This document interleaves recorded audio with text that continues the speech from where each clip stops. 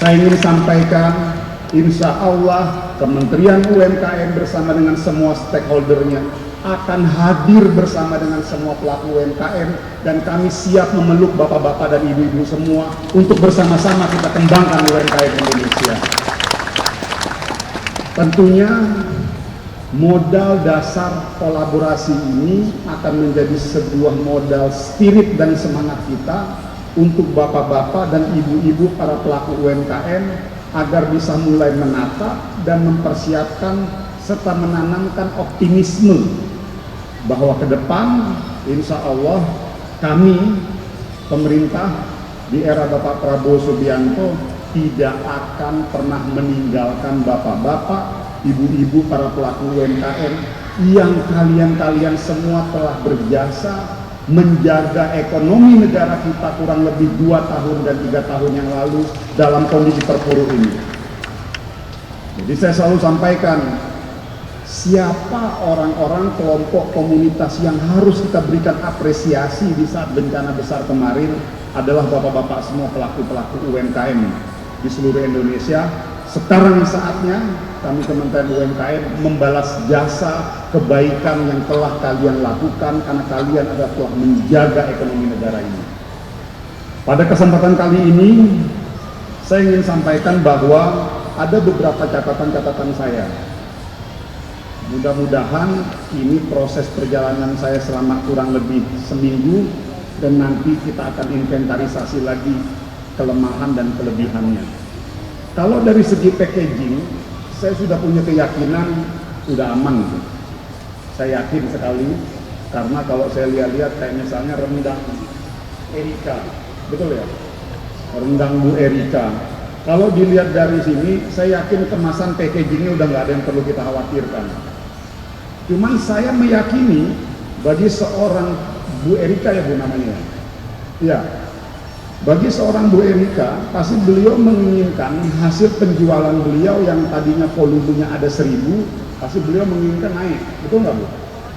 Tinggal sekarang yang harus dipikirkan oleh pemerintah adalah bagaimana membangun peningkatan supply chain, rantai supply-nya. Ini isu yang terjadi hampir di semuanya. Jadi tentunya para pemilik-pemilik, pelaku-pelaku UMKM mengharapkan kehadiran pemerintah bersama-sama dengan stakeholder dalam rangka untuk menaikkan tingkat penjualan beliau-beliau dan mereka-mereka para pelaku UMKM. Insya Allah kami sudah mempersiapkan dream team di Kementerian UMKM. Kita akan hire beberapa orang-orang yang menurut kita cukup punya kompetensi di bidang ekonomi supply chain, rantai supply yang sedang saya siapkan, dan saya mohon waktunya untuk nanti mempersiapkan karena ini isunya.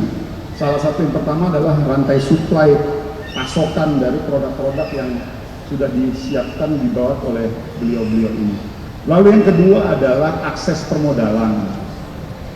Ada yang bilang ke saya, Bu, gimana para pelaku-pelaku UMKM ini mau menaikkan volume penjualan kalau modalnya nggak punya, modal nggak ada.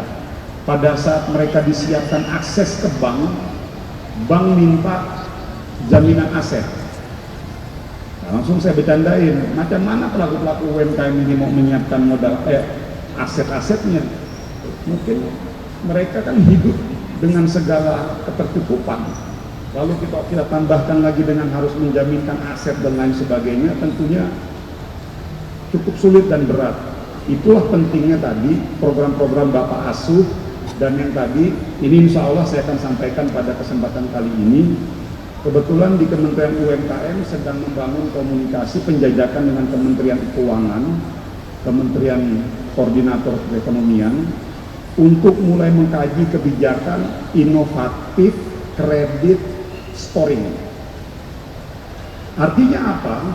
Untuk teman-teman pelaku UMKM ke depan tidak sekedar dilihat dari kepemilikan aset saja, tapi kita akan melihat dari track record perjalanan mereka dalam konteks produksi barang dan track record penjualan, kedisiplinan, karakter si pemiliknya, dan lain sebagainya. Artinya kepemilikan aset tidak hanya menjadi satu-satunya. Jadi itu yang nanti akan kita dorong.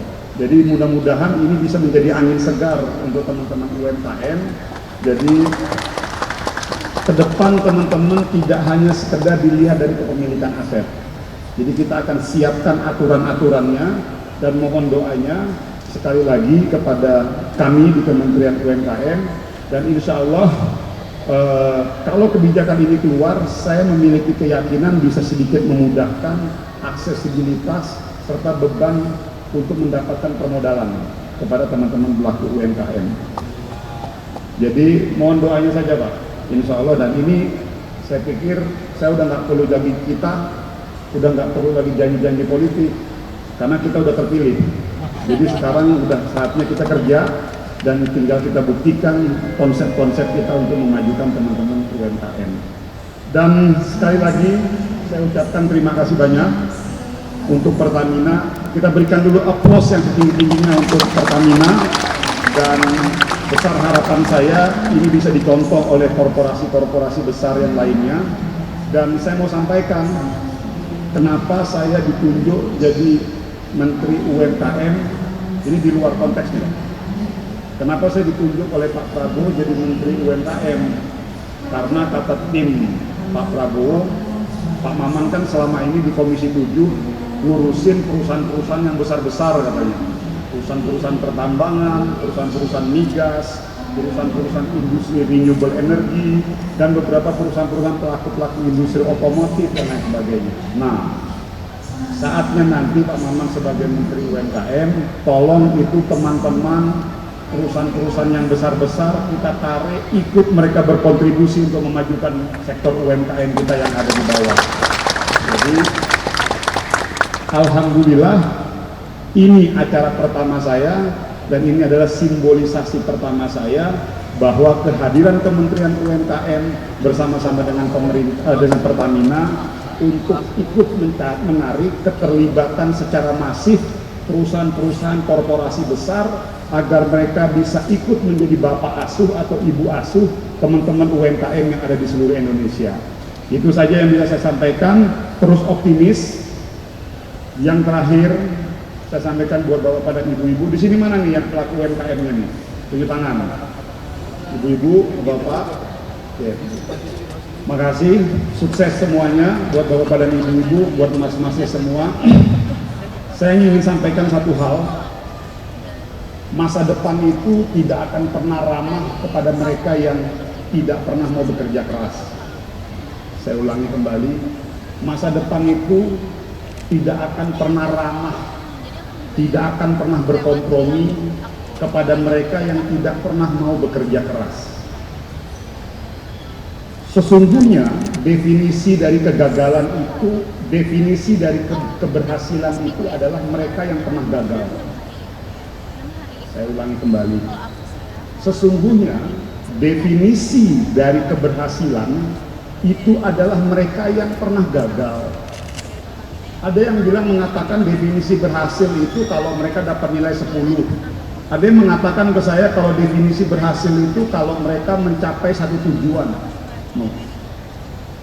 Pada kesempatan hari ini saya ingin sampaikan definisi dari berhasil itu adalah karena kita semua, bapak-bapak, ibu-ibu, pelaku-pelaku UMKM yang ada di sini, karena kalian pernah gagal. Jadi beruntunglah kita kalau kita pernah gagal. Artinya apa? Allah Subhanahu wa Ta'ala sedang mempersiapkan kita untuk bisa menjadi orang yang berhasil.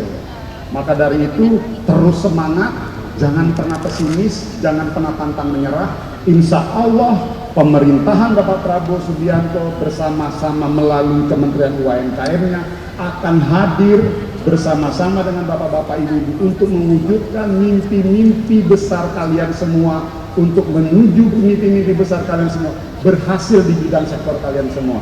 Insya Allah, terima kasih banyak.